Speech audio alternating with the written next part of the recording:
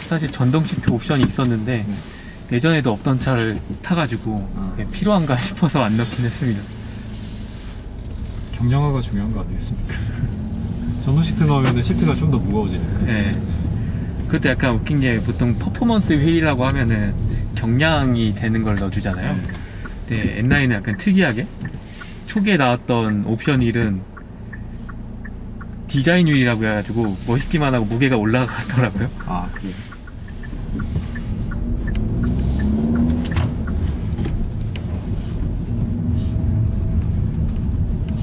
변속 느낌은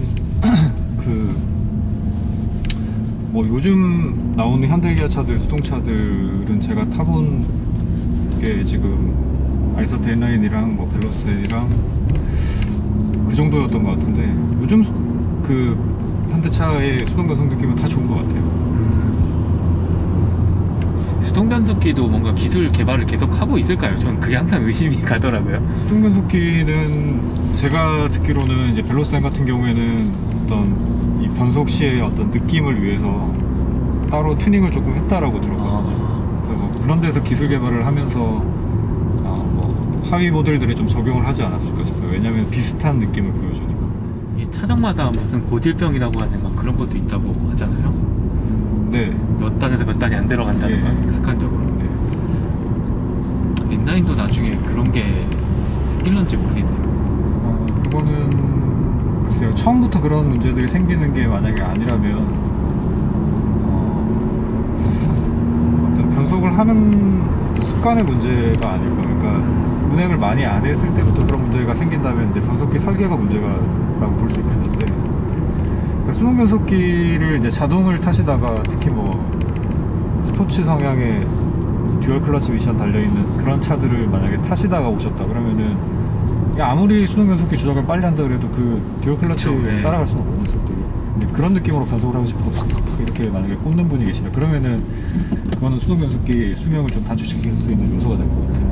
그러다 타이밍이 미묘하게 안 맞으면 계속 갈리는 현상이 일어나요. 그러니까 기어가 갈리기도 할 텐데 싱크로에 계속 좀 불필요한 마찰을 주게 될 거거든요. 밀려 들어갈 때.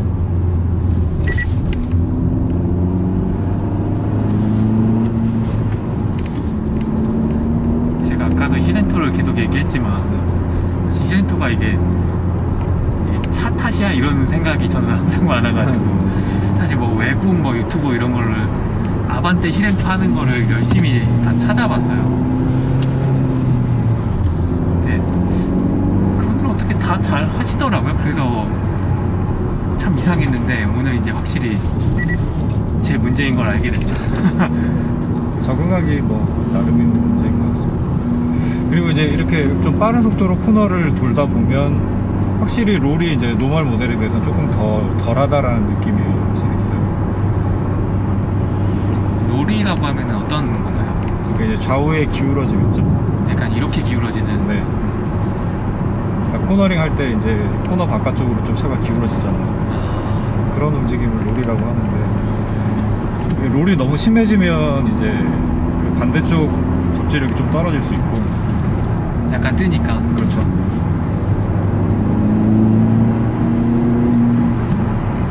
근데 이제 체감으로도 롤이 많아지게 되면 좀 불안한 느낌이 들기 때문에 실제적으로는 스포츠성이 좀 좋은 차들이다 하면은 대부분 롤은 좀 많이 억제가 되고, 그래서 자꾸 차체를 낮추고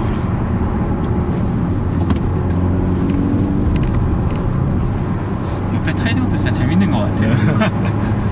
이제 많은 수동 운전 오너, 그러니까 수동차 오너분들이 하시는 말씀이 남이 수동차를 타는 거 모르는 차 수동차 옆에 타본 적이 없다 이 말씀을 다 공통적으로 하시는데 그럴 수밖에 없는 게 일단 수동차를 타시는 분들이 거의 없죠. 맞아요. 그래서 저도 남이 모는 수동차에 탈 일이 이런 시승을 할 기회가 아니면 진짜 없거든요. 뭐 사실 트럭 이런 거 빼고는 승용차로 치면은 거의 5%도 안 되잖아요. 그렇죠. 승용차 비율. 아마 2, 3% 정도 되지 않을까 싶어요. 지인들 중에 찾기도 힘든 그런 경우.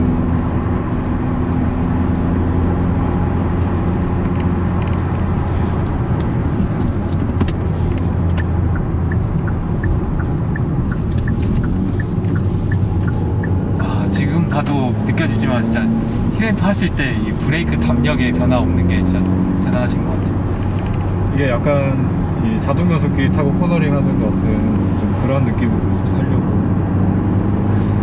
저도 이제 많은 연습을 하고 있습니다. 근데 이제 그 신발을 다른 걸로 바꾸시니까 잘 안 되더라고요. 그래서 거의 처음부터 연습하는 느낌으로 지금 다시 하고 있죠. 근데 또 오히려 안 되는 신발 신고 하다가 좀 원래 신던 신발 신으니까 다시 잘 되는 느낌이 좀 있고. 맞아요. 왜냐면 저는 완전 초보 때 며칠 안 됐을 때 그때는 운동화 말고 딴 거 신고는 막 시동이 꺼질 것 같더라고요. 그 정도로 이게 신발 차이를 많이 느꼈어요.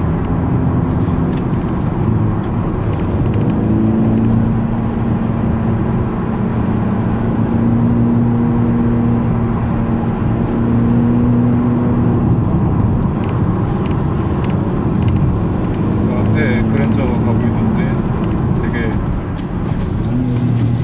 중앙선을 물고 이렇게 계속 비켜주겠다는 건지 아닌 건지 참 모르겠네요. 참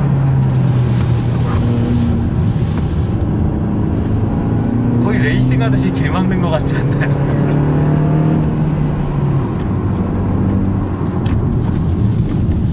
저는 와인딩을 하더라도 차로를 두 개씩 막 이렇게 쓰는 거는 좀 다른 차들 많을 때 별로라고 생각해요. 특히 뒤에 차가 있는데 그러는 건 좀.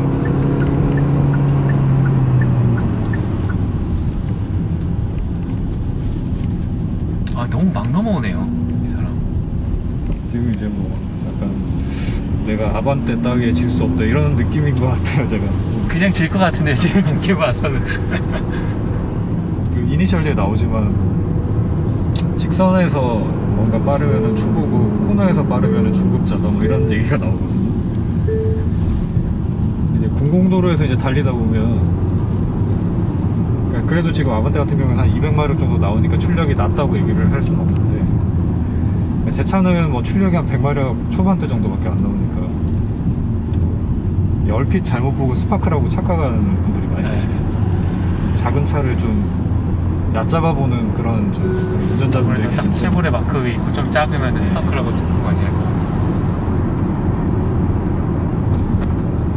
그런 분들이 이제 위험하게 추월을 하고 막 이렇게 하시다가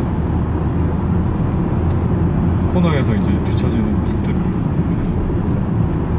코너는 차도 차인데 운전자가 되게 숙련이 돼 있어야 될 것 같아요.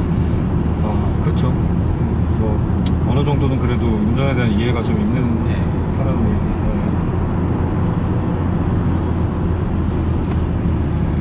그래도 웬만하면 그냥 피해 가십시오. 뭐 공도에서 배틀 이런 거 하지 마시고. 근데 왠지 앞에 있는 차는 저희가 제끼면 따라올 것 같은 느낌 아니에요? 그런 느낌이 좀 들긴 합니다.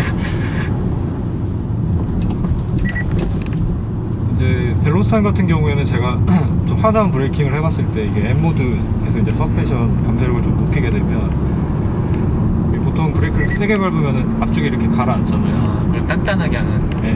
근데 그것도 되게 잡아주더라고요. 그래서 이제 그런 것 때문에 아무래도 차가 더 많이 튀고 좀 딱딱하게 느껴지는 측면이 있는데 지금 뭐 이런 도로에서는 뭐 그런 것까지는 잘 모르겠지만 아마 그래도 감쇄력을 어느 정도 일반 도로에서 탈 수 있는 범위 내에서 설정을 해놨을 거기 때문에 그 정도까지는 아닐 것 같은데 그래도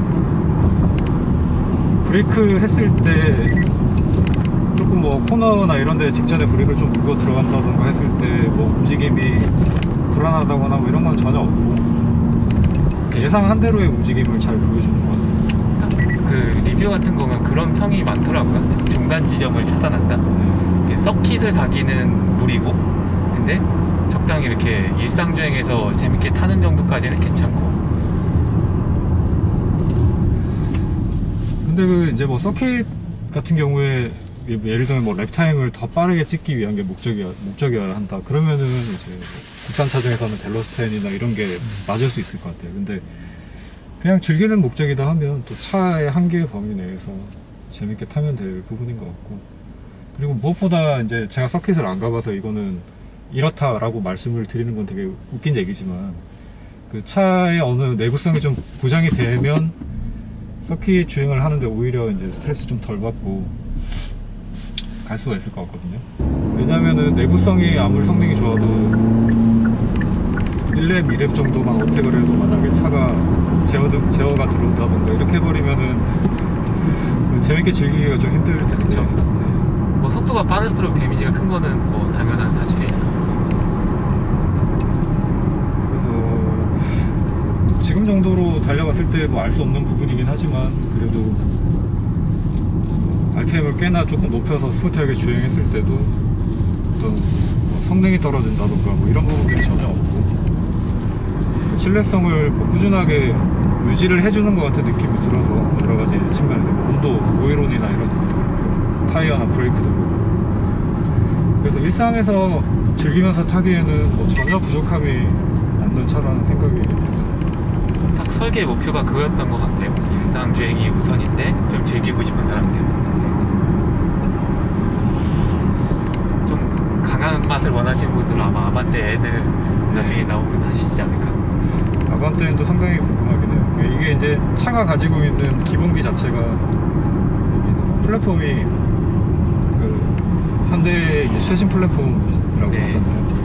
바뀌었기 때문에 그런 부분에서 비롯되는 어떤 본질적인 차이가 있을 거고 거기다가 좀 더 강한 출력하고 이제 LSD를 넣어놨을 때 어떤 느낌인지 좀 많이 궁금하긴 합니다.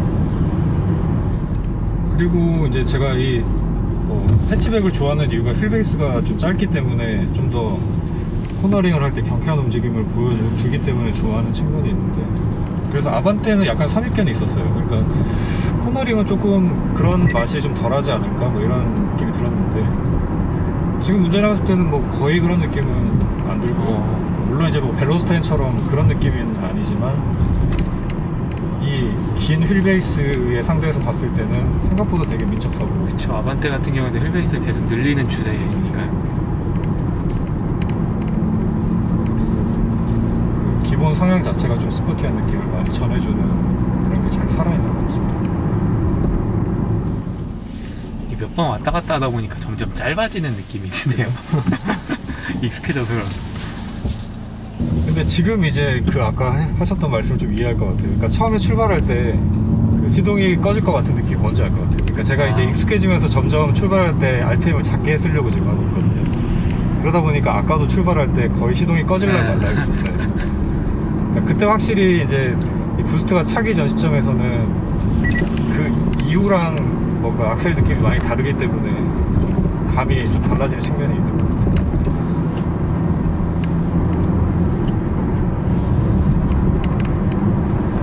다른 생각하고 있을 때 가끔 아직도 꺼먹는 것 같아요. 저도 딴 생각 만약에 내 차인데 딴 생각하고 있었다 이러면 꺼먹었을 거.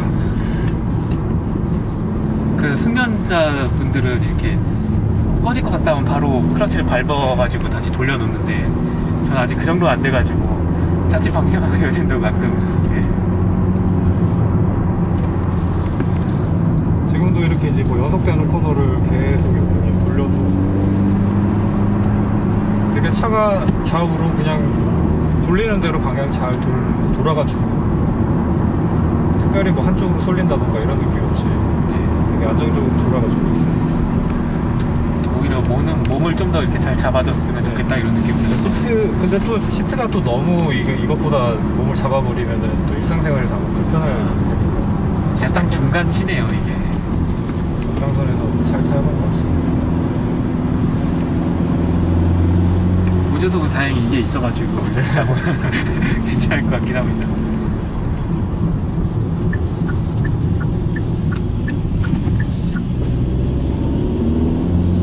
약 400m 앞 시속 50km 과속 신호 위반 단속 구간입니다. 특히 이제 오르막에서 RPM이 이제 떨어지기 시작했을 무렵이 시점이 한 2,500 미만이다 그러면은 이게 다운시프트를 해도 반응이 살아날 때까지 약간 지연 시간이 있기 때문에 RPM이 그 정도까지 안 떨어지게 유지를 하시면 스포티한 주행을 하시는 데 더 도움이 될 것 같긴 하네요.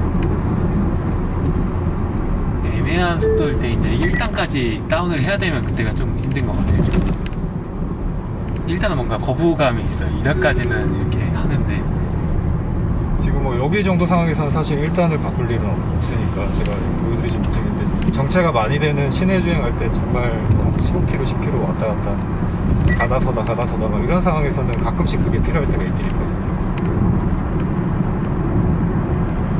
언덕이 약간 심한 데서 갑자기 속도가 줄어들면서 멈출랑 말랑 할 때 그때가 진짜 애매하더라고요.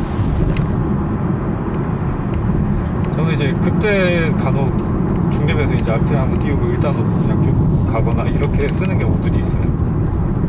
그리고 이제 밖에서 들어봤을 때는 배기음이 좀 존재감이 있는 소리가 났었는데 실내에서는 뭐 엔진 사운드라던가 배기음이라던가 할 만한 어떤 그런 특정한 어떤 소리, 사운드라고 할 만한 그런 소리는 없고 네. 일반 뭐 다른 보통 세단이나 이런 것들보다는 약간 강조가 되어 있는 느낌이긴 한데 그 정도까지 막 존재감을 발휘하거나 막 그러지 않는 부분은 이건 이제 취향 차이일 수도 있겠지만 약간 아쉬운 부분인 것 같아요. 배기음은 거의 안 들리는 것 같아요. 네. 실내에서는 외부에서 들으면 약간 낮게 그르렁거리는 그런 소리가 나는데 지금 약간 중저음으로 나오는 이게 사운드 제너레이터가 달려 있는지는 제가 잘 모르겠는데 제가 N9 시승하러 그 고향에 거기 간 적이 있는데 그때 딜러분께서는 이게 그런 사운드는 안 달려있다라고 하시긴 했거든요. 저도 그때 계속 이게 사운드로 나는 소리냐 이런 걸 많이 물어봤었는데 그건 아니라고 일단 전 들었어요.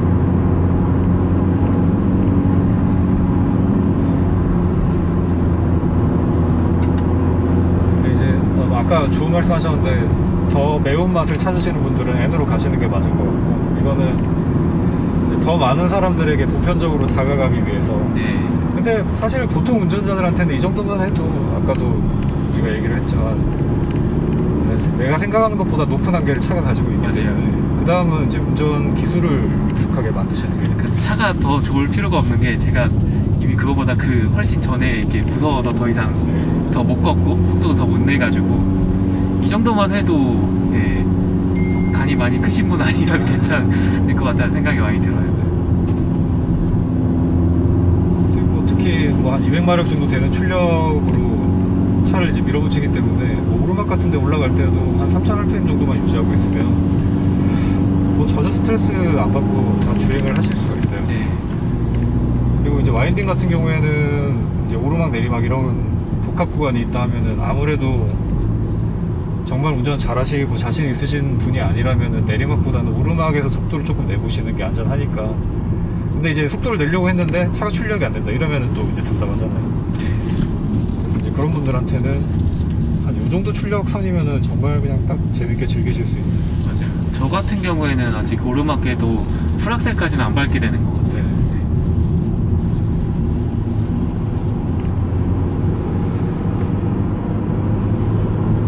그리고 브레이크 반응이 참 마음에 드네요. 이게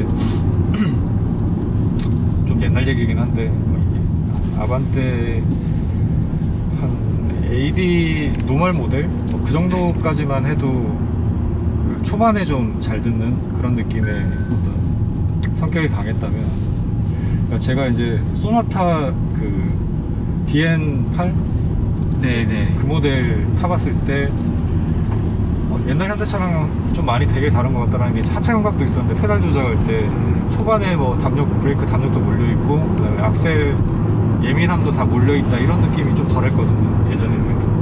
옛날에 현대 그 얘기를 되게 많이 들었죠. 네. 제가 이제 한참 옛날 세대 모델이긴 하지만 아반떼 HD를 탔었으니까 그때는 정말 앞쪽에 다 몰려있어가지고 약 400m 시내에서는 50km 브레이크 되게 잘 듣는다라고 네, 생각을 맞아, 하지만 맞아. 이제 속도 영역이 좀 올라가면은 좀 많이 밀리는 거죠. 딱 그거를 보통 느끼는 게 제주도 가부터 렌터카 많이 타시잖아요. 딱 렌터카 타고 밟아보면서 살짝 밟아더니 툭 나가가지고 엑셀도 잘 되는구나, 브레이크도 탁 멈추는구나 이런 느낌을 많이 받거든요. 초반에 담력이 몰려있는. 그래서 그런 느낌이 아니라는 게 스포티한 주행을 또 원하시는 분들한테는 좋은 점이 아닐까. 그러니까 브레이크가 너무 한쪽으로 악셀도 그렇고 예민하게 몰려있으면 이게 디테일하게 세밀하게 그런 부분들을 조정하는 게 좀 네. 까다로워져가지고 저는 별로라고 생각합니다. 그렇게 몰려있으면은 히렌토는 난이도가 엄청 올라갈 것 같아요. 네. 그래서 아주 브레이크를 정말 가볍게 밟지 않으면 팍팍 꽂히죠. 하체 쪽에 어떤 퍼포먼스 옵션은 따로 선택은 하지 않으셨기 때문에 네. 뭐 브레이크도 기본 브레이크고 그다음에 옵션이 그 브레이크랑 서스펜션이 있던 걸로 서스펜션. 기억해요. 휠은 디자인율이라서 별로 상관이 없을 것 같고. 브레이크도 뭐 이 정도 영역에서 타시기에는 전혀 부족함은 안 느껴지고요. 네. 서스펜션도 이것보다 만약에 감지력이 더 세고 스프링이 좀 센 게 들어가면은 그때부터는 좀 불편하다고 느끼시는 분들도 계실 것 같아요. 특히 저는 뭐 브레이크나 서스펜션이나 다 둘 다 부족을 느껴본 적이 없게 항상 운전을 해가지고 마인딩이나 이런 걸 많이 타다 보면 생각이 바뀔 수도 있겠네요. 아직은 전혀 그런 걸 못 느껴서. 근데 뭐 이게 이 정도 속도에서 이렇게 좌우 코너 이렇게 막 감속 별로 안 하고 돌아봤을 때도 기울어지는 거라던가 뭐 이런 거 봤을 때 그냥 이 정도면 괜찮은데 그냥 그런 느낌이 들어요. 저도 오늘 그 레인 메커님 운전하시면서 많이 느낀 게 내가 튜닝할 일은 별로 없겠다라는 생각을 많이 했어요. 이게 참 예전 한 10년 전하고 비교를 해보면 정말 많이 발전한 것 같은 게 어떤 약간 헐겁다라는 느낌들이 전체적으로 있었거든요. 한 10년 전에 현대차는. 근데 이제 그런 느낌은 뭐 거의 없어졌고, 그 다음에 브레이크나 악셀 감각도 전체적으로 좀 탄탄하게 반응하는 쪽으로, 변속감 좋고, 핸들링이 좋다라는 얘기를 하게 될 줄 몰랐어요. 현대차를. 그런 느낌으로 봤을 때, 그러니까 계속 이제 요즘 나온 현대차들 타면서 이제 좋은 얘기를 계속 하게 될 수밖에 없는데, 제가 현대차 팬은 아니지만 이제 그래도 N 모델 출시를 한다라는 얘기를 하고 있었던 그 시점부터는 뭐 모터스포츠에도 열심히 참여를 하고 되게 이제 차를 좋아하는 사람 입장에서 볼 때는 마음에 드는 행보를 보여주고 있어요. 그러면서 이제 그런 결과물들이 이렇게 차로 실제적으로 이제 소비자들이 만날 수 있는 차로 나온다라는 게 되게 기분 좋은 일이고, 뭐 누가 뭐래도 국산 지금 뭐 여러 어떤 문제나 이런 이슈들이 있을 수 있겠지만 그래도 그걸 직접 내가 경험해보지 않은 입장에서는 맞아요. 예전에 비해서 많이 발전하고 또 운전 재미를 찾을 수 있게 해주는다라는 측면에서는 현대차에 좀 많은 호감을 느끼게 됐습니다. 저도 사실 다음 차는 현대차로 가고 싶다라는 생각을 좀 많이 하고 있는데, 특히 수동 변속기가 우리나라에서 판매량이 극악에 가깝잖아요. 근데도 어쨌든 계속 내주고 있다는 거. 그거 하나만 해도 수동 매니아들한테는 정말 감사해야 될.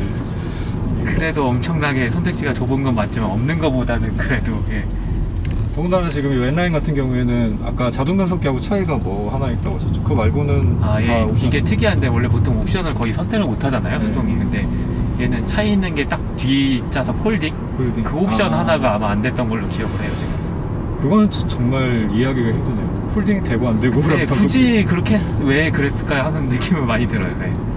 그걸 제외하고 나머지는 다 똑같이 옵션. 그래, 자율주행? 자율주행 그거는 구조상 안 되는 거라서. 그 N9 사시는 분들이 그 얘기를 되게 많이 해요. 수동차 측 옵션을 많이 낼 수 있어서 좋다. 맞아요. 이게 이제 그냥 노멀 모델 같은 경우에 수동 변속기 선택을 하면 사이드미러도 자동식이 아니었었거든요. 그래서 너무한다 그 생각을 했었는데, 그리고 공조기도 그렇고 거의 다 그런데 N9은 선택의 폭이 좀 넓어요.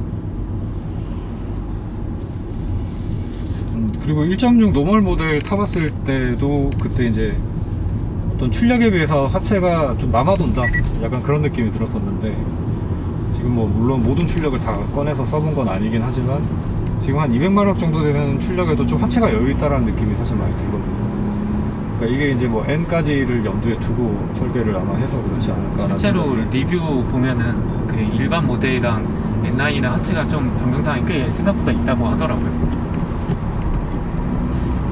근데 200마력이라도 이제 출력이 예전 뭐 한 10여 전 현대차 같은 경우에는 엔진은 괜찮은데 나머지가 좀 못 따라온다 이런 평들을 좀 많이 받았던 걸로 제가 기억을 하는데, 이제는 하체가 조금 여유가 있다 막 그런 느낌들이 좀 드네요.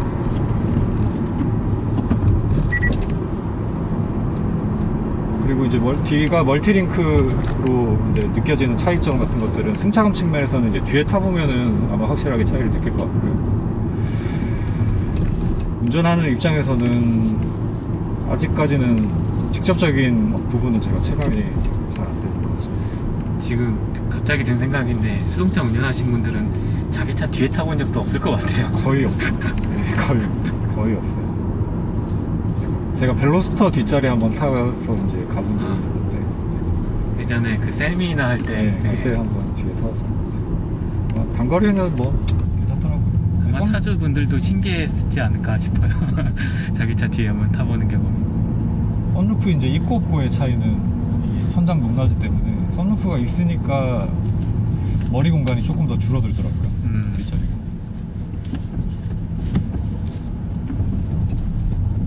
썬루프도 고민을 많이 했었는데 한 번도 안 해봐가지고 한번 솔직히 해봤어요. 잘 선택하신 것 같아요. 그러니까 이게 뭐 달리는 성향 차들은 썬루프를 선택 안 한다고 네, 그런 얘기 많더라고요. 그러기도 하는데 이게 또 뭐 전화인가요? 아니요, 아마 안전 문자 오지 않았을까 싶어요.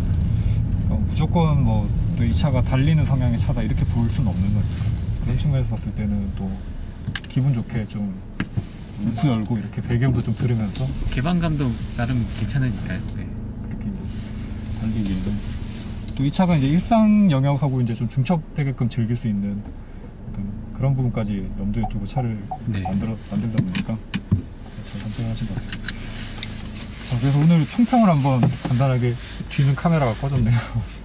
내려보자면 지금 이제 차 옵션을 이렇게 다 구성을 하셔가지고 계약을 하신 금액을 한번 여쭤봐도 될까요? 2,400 얼마로 기억을 해요.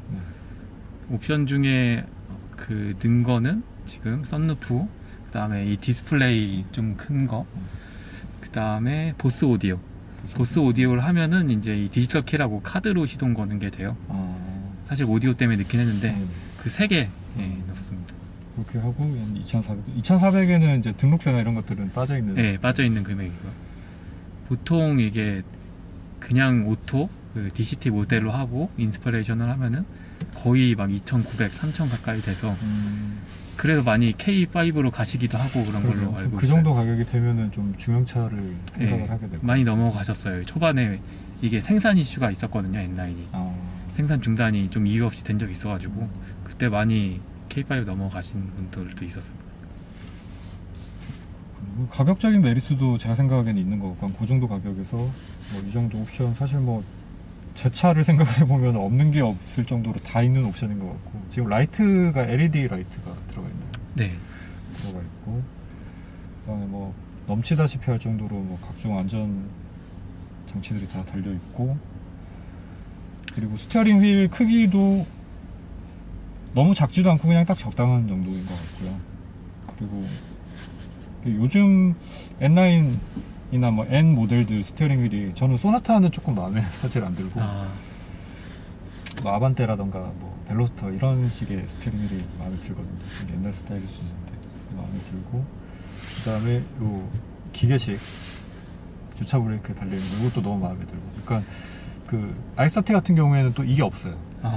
이게 전자식 파킹 브레이크예요. 그래서 N9 수동분들이 출고 전에 걱정하시던 게 사실 이거였어요. 이거 전자식이면 어떡하냐. 예.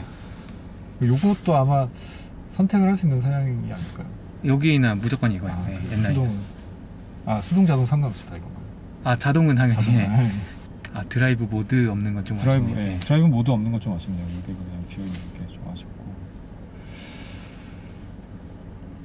그리고 사이드 미러는 디자인은 예쁜데 조금 작다라는 느낌이 확실히 있어요. 차 크기에 비해서 좀 작다라는 느낌이 있고 근데 뭐 대신에 또 무슨 그 사각지대 경고장치 그것도 옵션이었는데 제가 안 넣었어요.